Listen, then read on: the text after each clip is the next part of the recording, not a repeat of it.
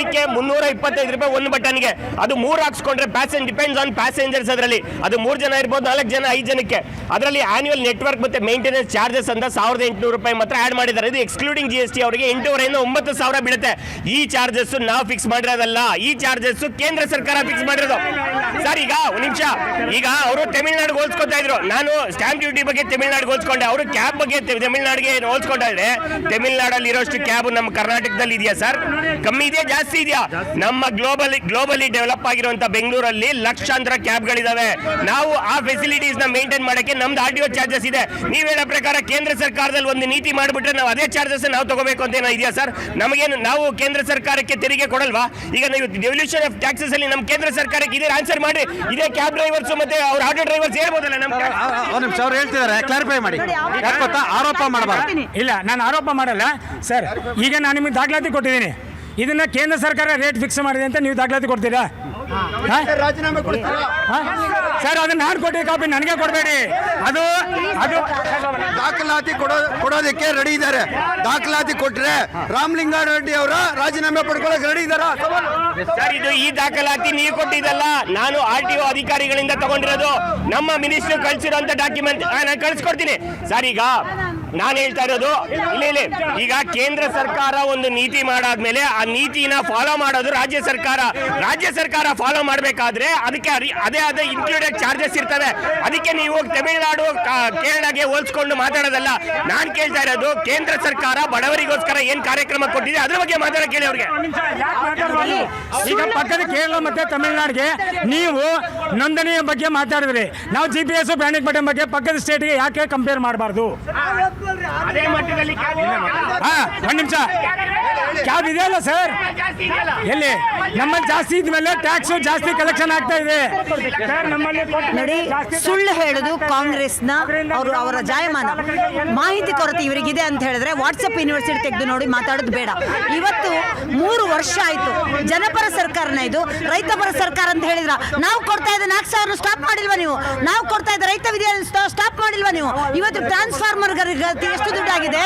ಇವತ್ತು ರೈತರು, ಸಾಮಾನ್ಯ ಜನರು, ನೀವು ಜನಮನದಲ್ಲಿ ಮಾತಾಡ್ತಿದ್ದಾರೆ, ಅವ್ರಿಗೆ ಮಾತಾಡಕ್ ಬಿಡ್ತಾ ಇಲ್ಲ. ಇವತ್ತು ಜನರಿಗೆ ನೋಡಿ, ಮಳೆ ಬರ್ತಾ ಇದೆ, ಮಳೆ ಬಂದು ಹಾವೇರಿಯಲ್ಲಿ 1,250 ಹೆಕ್ಟೇರ್ ಬೆಳೆ ನಾಶ ಆಗಿದೆ. ಯಾವ್ದಾದ್ರು ಒಬ್ರು ಉಸ್ತುವಾರಿಗಳಲ್ಲಿ ಹೋದ ಯಾರೋ ಮಂತ್ರಿ ಹೋಗ್ತಾ ಇಲ್ಲ. Yes madam.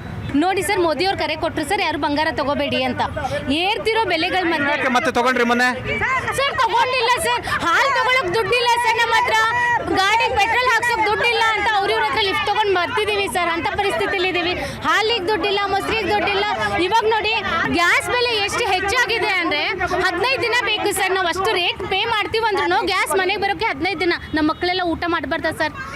ಹೆಚ್ಚಾಗ್ತಿರೋ ರೇಟ್ಗಳ ಬಗ್ಗೆ ನಾವೆಲ್ಲ ಆರೋಗ್ಯವಾಗಿ ಇರಬಾರ್ದ ಸರ್? ಅದಕ್ಕಾಗಿನೇ ನಾವೆಲ್ಲ ಡಯಟ್ ಶುರು ಮಾಡ್ಕೊಂಡು ಬಿಟ್ಟಿದೀವಿ ಸರ್, ನೀರು ಕುಡಿದ್ಬಿಟ್ಟು ಬದುಕಬೇಕು ಅಂತ. ನೋಡಿ, ನಿನ್ನೆ 95.5 ರೂಪಾಯಿ ಇದ್ದಂತ ಡೀಸೆಲ್ಲು ಇವತ್ತು 98 ರೂಪಾಯಿ. ಇವತ್ತು ನಿನ್ನೆ ಇದ್ದಿದ್ದ 95 ರೂಪಾಯಿ 50 ಪೈಸೆ ಇದ್ದಂತ ಡೀಸೆಲ್ಲು ಇವತ್ತು 98 ರೂಪಾಯಿ. ನಾಚಿಕೆ ಆಗಬೇಕು ಈ ವಿಶ್ವಗುರು ಮೋದಿಗೆ. ಯಾಕೆಂದ್ರೆ ದೇಶವನ್ನು ನಾನು ಕಟ್ತೀನಿ ಅಂತ ಹೇಳ್ತಾರಲ್ಲ, ದೇಶದ ಡಾಲರ್. ಸರ್, ಕೇಂದ್ರ ಸರ್ಕಾರದಲ್ಲಿ ಮೋದಿ ಅವರೋದಕ್ಕೋಸ್ಕರ ಇಸ್ಕೊಂಡು ಓಡಾಡ್ತಾ ಇದೀವಿ. ಅವ್ರು ಇಲ್ಲದೇ ಇದ್ರೆ ಬಾಂಬ್ ಹಾಕಿ ಮೊನ್ನೆ ಬ್ಲಾಸ್ಟ್ ಮಾಡಿ ಹಾಕಿದ್ರು ಸರ್. ಯಾವ ಬಾಂಬ್ ಹಾಕ್ತಾ ಇದ್ರು? ಕೇಂದ್ರ ಸರ್ಕಾರ ಮೋದಿಯಿಂದ ಏನಾಗ್ತಾ ಇಲ್ಲ. ಕಾಂಗ್ರೆಸ್ ಸರ್ಕಾರ ಏನ್ ಮಾಡಿದ? ಮೋದಿ ಸರ್ಕಾರದಿಂದ ಯಾವತ್ತು ಏನು ಮಾಡಕ್ಕಾಗೋದಿಲ್ಲ. ಮೋದಿ ಅವ್ರಿಗೆ ತಾಕತ್ತಿದ್ರೆ ಫ್ರೀ ಬೀಚ್ ನಿಲ್ಸಕ್ಕೆ ಹೇಳ್ಬಿಡಿ ಒಂದೇ ಆದೇಶ ಸರ್. ಈಗ ಪೆಲ್ಗಾಮ್ ಅಲ್ಲಿ 26 ಜನ ಸತ್ರು. ಮೋದಿ ಸಾಯಿಸಿದ್ದ ಸರ್? ಯಾರು ಸಾಯಿಸಿದ್ದು? ಈ ಸರ್ಕಾರ ರೈತ ವಿರೋಧಿ ಸರ್ಕಾರ, ಈ ಸರ್ಕಾರ ಜನ ವಿರೋಧಿ ಸರ್ಕಾರ. ಜನಪರ ಕೆಲಸ ಮಾಡಿದ್ರು. ನಾಗೇಂದ್ರ ಭ್ರಷ್ಟಾಚಾರನ ಸಿದ್ದರಾಮಯ್ಯನವರು ವಿಧಾನಸಭೆಯಲ್ಲಿ ಒಪ್ಕೊಂಡ್ರು, ಆದ್ರೆ ಈ ಜನ ಒಪ್ಕೊಳ್ಳಿಲ್ಲ. ನಾನು ಹೇಳ್ತೀನಿ ಸರ್, BJP ಅವರಿಗೆ ಆತ್ಮ ಸಾಕ್ಷಿ ಅನ್ನೋದೇ ಇಲ್ಲ. ನಿಮಗೆ ಆತ್ಮ ಸಾಕ್ಷಿ ಇಲ್ವಾ? ಆತ್ಮಾವಲೋಕನ ಮಾಡ್ಬೇಕಾಗಿರೋದು ಕಾಂಗ್ರೆಸ್. ಆತ್ಮಾವಲೋಕನ ಏನಕ್ಕೆ ಮಾಡ್ಬೇಕು? ಇವ್ರ ಜಾಗೃತಿಕ ನೀತಿನೇ ಇವ್ರಿಗೆ ಗೊತ್ತಿಲ್ಲ. ಹೊರ ದೇಶಗಳ ಜೊತೆ ಯಾವ್ದೋ ಉತ್ತಮ ಬಾಂಧವ್ಯ ಇಟ್ಕೊಳ್ತಾರೆ. ಈ ಪರಿಸ್ಥಿತಿ ಇವತ್ತು ನಮ್ಮ ದೇಶ ಮೋದಿ ಇರೋದಕ್ಕೆ, ಅವ್ರ ಆಡಳಿತಕ್ಕೋಸ್ಕರ ಇಡೀ ಜಗತ್ತೇ ನಮ್ಮ ಕಡೆ ತಿರುಗಿ ನೋಡ್ತಾ ಇರೋದು. ಅದಕ್ಕೆ 420 ಅಂತ ಕತೆ ಬಿಟ್ರಲ್ಲ, ಯಾಕೆ 200 ಚಿಲ್ಲರೆ ಬಂದ್ರಿ? ಅಲ್ಲ ರೀ, ನೀಟ್ ಪ್ರಶ್ನೆ ಪತ್ರಿಕೆ ಸೋರಿಕೆ ಆಗಿದೆ ಅಂತ ನಿಮ್ಮ ಇವರೇ ಒಪ್ಕೊಂತೀರಾ? ಅದಾದ್ಮೇಲೆ ಅವ್ರು ಏನು ಹೇಳಿದ್ರು ಮೋದಿಯಿಂದ ನಡೀತಾರೆ. ಒಂದು 5 ಜನ ಕೇಳಿ, ಒಳ್ಳೆ ಜನ ಕೇಳಿ. ಯೂನಿಫಾರ್ಮ್ ಅಂದ್ರೆ ಏನಂತ ನಿಮ್ಗೆ ಗೊತ್ತಿದೆಯೇನ್ರಿ? ವಸ್ತ್ರ ಸಂಹಿತೆ ಅಂದ್ರೆ ಏನಂತ ಗೊತ್ತಿದ್ಯಾ? ಮಕ್ಕಳಲ್ಲಿ ನೀವು ರಾಜಕೀಯ ತರ್ತಾ ಇದ್ದೀರಾ. ಸರ್, ಏರ್ತಿರೋ ಬೆಲೆಗಳ ಮಧ್ಯೆ ಊಟ ಮಾಡೋಕ್ಕೆ ದುಡ್ಡಿಲ್ಲ. ಇನ್ನು ಫಾರಿನ್ ಟ್ರಿಪ್ ಮಾಡೋಕ್ಕಾಗತ್ತಾ? ಅಥವಾ ಬಂಗಾರ ತಗೊಳ್ಳೋಕೆ? ಹಾಲಿಂದ ಆಲ್ಕೋಹಾಲ್ ವರ್ಗೂ ಬೆಲೆ ಏರಿಕೆಗಳಾಗೋಗಿದೆ ಸರ್. ನೀವು ಇನ್ಮೇಲೆ ಕುಡಿಬೇಡಿ ಅಂದ್ರೆ ಹಾಲು ಕುಡಿಬೇಡಿ, ಆಲ್ಕೋಹಾಲ್ ಕುಡಿಬೇಡಿ. ಹಿಂದೂ ರಾಜ್ಯ ಮಾಡ್ತೀನಿ ಅಂತ ಹೇಳಿ ಪ್ರಧಾನ ಮಂತ್ರಿ ಅವರು ಹಿಂದುಳಿದ ದೇಶ ಮಾಡ್ಬಿಟ್ಟು ನಮ್ಮ ದೇಶನ ಇಡೀ ರಾಜ್ಯದ ಚಾಲಕರ ಪರವಾಗಿ ಕೇಂದ್ರ ಮತ್ತು ರಾಜ್ಯ ಸರ್ಕಾರಕ್ಕೆ ಏನು ಮನವಿ ಮಾಡ್ತೀರಿ? ಯಾಕಂತೇಳಿದ್ರೆ ನಾವು ಮತ ಹಾಕಿ ಅವ್ರಿಗೆ ಕಳಿಸಿರೋದು ನಮ್ಮ ಕೆಲಸ ಮಾಡಿ ಅಂತ ಹೇಳ್ತಿರ್ತಕ್ಕಂಥದ್ದು. ಸರ್, ಈ ಸ್ನೇಹಿತರ ಮುಖಾಂತರ ನಾನು CM ಅವ್ರಿಗೆ ಹಾಗೂ ರಾಮಲಿಂಗಾರೆಡ್ಡಿ ಅವರಿಗೆ 2 ಮನವಿ ಮಾಡ್ತೀನಿ ಸರ್. ಒಂದು, ಏನಿವತ್ತು ಮಹಾರಾಷ್ಟ್ರದಲ್ಲಿ ಅಲ್ಲಿ ಏನು ಕೆಲಸ ಮಾಡ್ತಾ ಇದೆ ಚಾಲಕ ವರ್ಗ, ಅವ್ರಿಗೆ ಕಂಪಲ್ಸರಿಯಾಗಿ ಮರಾಠಿ ಓದೋಕ್ಕೆ ಮತ್ತು ಬರೆಯೋಕ್ಕೆ ಬರಬೇಕು ಅಂತ ಇವತ್ತೇನೋ ಒಂದು ಕಾನೂನು ಮಾಡಿದ್ದಾರೆ. ಮತ್ತು ಅಲ್ಲಿ ಕೆಲವೊಂದಿಷ್ಟು ಆ್ಯಪ್ ಸಂಸ್ಥೆಗಳನ್ನ ಮೊನ್ನೆ ಒಂದು ಸ್ಟೋರಿ ಆಯಿತು. ಒಂದು ನಿಮಿಷ. ನಮ್ಮ ರಾಜ್ಯದ ಧೀಮಂತ ನಾಯಕ ಯಡಿಯೂರಪ್ಪನವರ ಅಭಿಮಾನೋತ್ಸವ ಆಯಿತು. ಅಭಿಮಾನೋತ್ಸವರ ಮಗ ವಿಜೇಂದ್ರ ಅವರು ನೇತೃತ್ವ ವಹಿಸಿ ಅದ್ಭುತವಾಗಿ ಮಾಡಿದರು. ಅವರ 50 ವರ್ಷ ಸಾಧನೆಗೆ ಒಂದು ಗೌರವ ಸಿಕ್ತು. ವಿಜೇಂದ್ರ ಕನ್ನಡಿಗರಲ್ವಾ, ಕರ್ನಾಟಕರಲ್ಲ. ಅವರ ತಂದೆ ಅಭಿಮಾನೋತ್ಸವದಲ್ಲಿ ಅವರು ಹಿಂದಿಯಲ್ಲಿ ಮಾತನಾಡಿದರೆ ಎಲ್ರಿ ಕನ್ನಡತನ ಇರುತ್ತೆ. Yes sir. ಈಗ ಈ ಜಾಗತಿಕ ಕ್ರೈಸಿಸ್ ಆಗಿರೋಕ್ಕೆ ನೇರ ಹೊಣೆ ನಮ್ಮ 56 ಇಂಚಿನ ಮೋದಿ ಸಾಹೇಬ್ರೆ ಅಂತ ನೋಡಿ, ನಾನು ಹೇಳೋದಿಷ್ಟೇ, 3 ವರ್ಷ ಈ ಕುರ್ಚಿ ಕಾದಾಟದಲ್ಲಿ ದಿನ ಕಳೆದ್ರಿ. ಒಂದೇ ಒಂದು ನಿಮಿಷ, 3 ವರ್ಷ ಕುರ್ಚಿ ಕಾದಾಟದಲ್ಲಿ ದಿನ ತೆಗೆದ್ರಿ. ಇನ್ನು ಉಳಿದ 2 ವರ್ಷ ಆದ್ರೂ ಮಾನ್ಯ ಸಿದ್ದರಾಮಯ್ಯನವರೇ ಜನಪರ ಕೆಲಸಗಳನ್ನು ಮಾಡಿ. ರಾಜ್ಯದ ರಸ್ತೆಗಳು ಮೇಡಮ್, ಜನಪರವಾದ ಕೆಲಸ ಅಂದ್ರೆ ಏನು ಅಂತ ಗೊತ್ತಾ?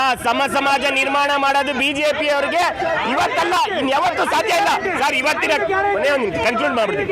ಇವತ್ತು ಟಾಪಿಕ್ ಇರೋದು ಬೆಲೆ ಏರಿಕೆ ಮತ್ತು ಗ್ಲೋಬಲ್ ಕ್ರೈಸಿಸ್. ಇವತ್ತು ಜಾಗತಿಕ ಮಟ್ಟದಲ್ಲಿ ನಮ್ಮ ಹಂಗರ್ ಇಂಡೆಕ್ಸ್ ಎಷ್ಟಿದೆ ಅಂತ ಗೊತ್ತು ನಿಮ್ಗೆ, ಗ್ಲೋಬಲ್ ಡೆವಲಪ್ಮೆಂಟ್ ಇಂಡೆಕ್ಸ್ ಎಷ್ಟಿದೆ ಅಂತ ಗೊತ್ತು. ನಾವು ಎಲ್ಲಿದ್ದೀವಿ?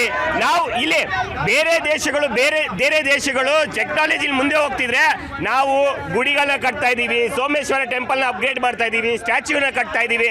ನಮಗೆ ಸ್ಟ್ಯಾಚ್ಯೂ ಬೇಡ, ನಮಗೆ ದೇವಸ್ಥಾನ ಬೇಡ, ನಮಗೆ ಬೇಕಾಗಿರೋದು ಟೆಕ್ನಾಲಜಿ. ನಾವು ಮುಂದೆ ಬರಬೇಕು, ನಮ್ಮ ಮುಂದಿನ ಪೀಳಿಗೆ ಬೆಳಿಬೇಕು. ಆ ನಿಟ್ಟಿನಲ್ಲಿ ಮೋದಿ ಸರ್ಕಾರ ಕೆಲಸ ಮಾಡಬೇಕು, ಇಲ್ವಾ ಅಂದ್ರೆ ಮನೆಗೆ ಹೋಗ್ಬೇಕು. ಇಷ್ಟೊಂದು ಇನ್ಫ್ಲೇಷನ್ ಅಲ್ಲಿ ನಮ್ ಗ್ಯಾರಂಟಿಗಳಿಂದ ಬದುಕೋತಾ ಇದಾರೆ ಹೆಣ್ಮಕ್ಳು. ಸರ್, ಕೊನೆಯದಾಗಿ ನಾನು ಒಂದೇ ಒಂದು ಮಾತು ಹೇಳ್ತೀನಿ. ಈ ಜಾಗತಿಕ ಮಟ್ಟದಲ್ಲಿ ಆಗಿರುವಂತ ಪ್ರಾಬ್ಲಮ್ಗೆ ಮೋದಿನೇ ನೇರ ಹೊಣೆ. ಸರ್, ಮತ್ತೊಂದು ಸ್ವಾತಂತ್ರ್ಯ ಸಂಗ್ರಾಮಕ್ಕೆ ದಯವಿಟ್ಟು ದಾರಿ ಮಾಡ್ಕೊಡಕ್ ಹೋಗ್ಬೇಡಿ. ಈ ವೈಫಲ್ಯವನ್ನು ಒಪ್ಕೊಂಡು ಜನರ ಮುಂದೆ ಶರಣಾಗತಿ ಆಗಬೇಕು ಮೋದಿ ಸರ್ಕಾರ. ಇಲ್ಲಿ 6ನೇ ಯೋಜನೆ ಯಾವುದು ಗ್ಯಾರಂಟಿಯಲ್ಲಿ ಯಾರಿಗೆ ಅಂಗನವಾಡಿ ಅವ್ರಿಗೆ ಇವತ್ತು ಪ್ರತಿ ವರ್ಷ ಇಲ್ಲಿ ಕೂತ್ಕೊಂಡು ಸ್ಟ್ರೈಕ್ ಮಾಡ್ತಿದ್ದಾರೆ. ಏನ್ ನ್ಯಾಯ ಕೊಟ್ಟಿದ್ದಾರೆ? ಸಾಲ ಮಾಡಿ ಗ್ಯಾರಂಟಿ ಕೊಟ್ಟಿರೋದೇ ಅಭಿವೃದ್ಧಿನ. 14 ತಿಂಗಳಿಂದ ರೈತರು ಅಲ್ಲಿ ಪ್ರೊಟೆಸ್ಟ್ ಮಾಡ್ತಾ ಇದ್ದಾರೆ. ಅವ್ರ ಬಗ್ಗೆ ಯೋಚನೆ ಮಾಡಿದ್ದೀರಾ? ಸಾಲ ಮಾಡಿ ಅಭಿವೃದ್ಧಿ ಗ್ಯಾರಂಟಿ ಕೊಡೋದು ಇಷ್ಟೇ ಅಭಿವೃದ್ಧಿನ ರಾಜ್ಯದ್ದು? ಸರ್, ನೀವು ಗ್ಯಾರಂಟಿ ಯೋಜನೆ ಅಂತ ನೀವು ಹೇಳ್ತಾ ಇದ್ದೀರಾ. ಒಂದು ರೋಡ್ ನೋಡಿದ್ದೀರಾ? ಒಂದು ಆಸ್ಪತ್ರೆ ನೋಡಿದ್ದೀರಾ? ಆಸ್ಪತ್ರೆಗೆ ಹೋದ್ರೆ ಇರೇ ಒಂದು ಆಸ್ಪತ್ರೆಗೆ ಹೋದ್ರೆ ಒಂದೊಂದು ರಿಪೋರ್ಟ್ ವಾರ ಬೇಕಾಯ್ತು. ನಾನು ಹೇಳೋದೇನಂತಂದ್ರೆ ಒಂದೇ ಅವರು ಯಾವ್ದೋ ಕಾರ್ಪೊರೇಟ್ ಮೋದಿ ಬಂಡವಾಳ ಶಾಹಿಗೋಸ್ಕರ ಓಪನ್ ಮಾಡಿ ಹಾಸ್ಪಿಟಲ್ಗೆ ಹೋಗಿದ್ದಾರೆ. ನಾವು ನಮ್ಮ ಸರ್ಕಾರದಲ್ಲಿ ಮನೆಗೂ ಆರೋಗ್ಯ ಚಿಕಿತ್ಸೆಯನ್ನು ಕೊಡ್ತಾ ಇದ್ದೀವಿ. ಎಕ್ಸ್ಪೈರ್ ಆಗಿರೋ ಔಷಧಿಗಳನ್ನು ಕೊಡ್ತಾ ಇದ್ದಾರೆ ವಿಕ್ಟೋರಿಯಾ ಆಸ್ಪತ್ರೆಯಲ್ಲಿ. ನೋಡಿ, ಈ ಬೆಲೆ ಏರಿಕೆಯಿಂದ ಇನ್ನು ಕೆಲವೇ ದಿನಗಳಲ್ಲಿ ಸಾಮಾನ್ಯ ಜನರು, ಶ್ರಮಿಕರು, ಕೂಲಿ ಕಾರ್ಮಿಕರು ದಯಾಮರಣಕ್ಕೆ ಕೋರ್ಟ್ಗಳ ಮೊರೆ ಹೋಗ್ತಾರೆ. ಯಾಕೆಂದ್ರೆ ಸರ್, ಕೊನೆಯದಾಗಿ ಅವಾಗಲೇ ಅರ್ಥ ಕೇಳಿದ್ರಿ. ನಾನು ಕೊನೆಯದಾಗಿ ರಿಕ್ವೆಸ್ಟ್ ಮಾಡೋದಷ್ಟೇ, ಒಂದು ಮಹಾರಾಷ್ಟ್ರದಲ್ಲಿ ಬಂದಂಥ ಏನು ಭಾಷೆ ಇದೆ, ಆ ಒಂದು ಭಾಷೆಯ ಒಂದು ಏನು ಗೊತ್ತಾ, ಇದು ಒಂದು ದೇಶ. ನೀವು ಹೋಗಿ UP ಯಲ್ಲಿ ವಾಸ ಮಾಡ್ಬೋದು, UP ಯಲ್ಲಿ ಬಂದು ಇಲ್ಲಿ ವಾಸ ಮಾಡ್ಬೋದು. ನೀವು ನಮ್ಮ ದೇಶದವ್ರನ್ನ ಇಲ್ಲಿ ಬಂದು ಇರಿ ಅಂತ ಯಾರಿಗೂ ರೈಟ್ಸ್ ಇಲ್ಲ. ಇದು ಈ ದೇಶದ ಪ್ರಜಾಪ್ರಭುತ್ವ ವ್ಯವಸ್ಥೆಯಲ್ಲಿ ಒಬ್ಬ ಪ್ರಜೆ ಈ ದೇಶದಲ್ಲಿ ಎಲ್ಲಿ ಬೇಕಾದರೂ ವಾಸ ಮಾಡ್ಬೋದು, ಎಲ್ಲಿ ಬೇಕಾದ್ರೂ ವ್ಯವಹಾರ ಮಾಡ್ಬೋದು. ನೀವು ಹೋಗಿ ಅಲ್ಲೂ ಹೋಗಿ. ಆದರೆ ಇಲ್ಲಿನ ಸರ್ಕಾರಗಳು ಅಲ್ಲಿನ ಆಡಳಿತ ಭಾಷೆಯಿಂದ ಹಿಡಿದು ಅಲ್ಲಿನ ಜನರಿಗೆ ಅನುಕೂಲ ತಕ್ಕಂಥ ಕೆಲವೊಂದು ಸಹಾಯವನ್ನು ಮಾಡಬೇಕು. ಆ ಕೆಲಸವನ್ನು ಸರ್ಕಾರಗಳು ಮಾಡಬೇಕು. ಹಾಗಂತ ಅಸ್ಸಾಮು, UP, ಮಧ್ಯಪ್ರದೇಶ, ರಾಜಸ್ಥಾನ ಎಲ್ಲರೂ ಕೂಡ ಎಲ್ಲೂ ವಾಸ ಮಾಡೋಕ್ಕೂ ಕೂಡ ಅವರಿಗೆ ಈ ದೇಶದಲ್ಲಿ ಹಕ್ಕಿ ಇರುವಂಥದ್ದು. ನಾವು ಕೂಡ ಯಾವ ರಾಜ್ಯದಲ್ಲೂ ಕೂಡ ವಾಸ ಮಾಡ್ತಕ್ಕಂಥ ಹಕ್ಕಿ ಇರ್ತಕ್ಕಂಥದ್ದು. ಇವತ್ತು ಮಧ್ಯಪ್ರಾಚ್ಯ ಯುದ್ಧ ಇನ್ನೂ ನಿಂತಿಲ್ಲ. ಒಂದು ಕಡೆ ಮಧ್ಯಪ್ರಾಚ್ಯ ಯುದ್ಧ, ಗ್ಲೋಬಲ್ ಕ್ರೈಸಿಸು, ಜಾಗತಿಕ ಮಟ್ಟದಲ್ಲಿ ಆರ್ಥಿಕ ಸಂಕಷ್ಟಗಳಿರ್ತಕ್ಕಂಥದ್ದು. ಈ ಎಲ್ಲ ಸಂದರ್ಭದಲ್ಲಿ ಕೂಡ ಜನಸಾಮಾನ್ಯರು ಕೂಡ ಈ ಪರಿಸ್ಥಿತಿಯ ವ್ಯವಸ್ಥೆಯನ್ನು ನೋಡಿ ನಾವು ಬದುಕುವಂಥ ಸ್ಥಿತಿ ನಿರ್ಮಾಣ ಆಗಿರ್ತಕ್ಕಂಥದ್ದು. ಎಲ್ಲರೂ ಕೂಡ ಚರ್ಚೆಯಲ್ಲಿ ಭಾಗವಹಿಸಿದ್ದೀರಾ, ರಚನಾತ್ಮಕವಾಗಿ ಚರ್ಚೆಯನ್ನು ಮಾಡಿದ್ದೀರಾ. ಎಲ್ಲರಿಗೂ ಕೂಡ ಧನ್ಯವಾದಗಳು. ಇದು ಈ ವಾರದ ಜನಮನ. ಮುಂದಿನ ವಾರ ಮತ್ತೊಂದು ವಿಷಯದೊಂದಿಗೆ ನಾನು ನಿಮ್ಮ ಮುಂದೆ ಹಾಜರಿರ್ತೇನೆ.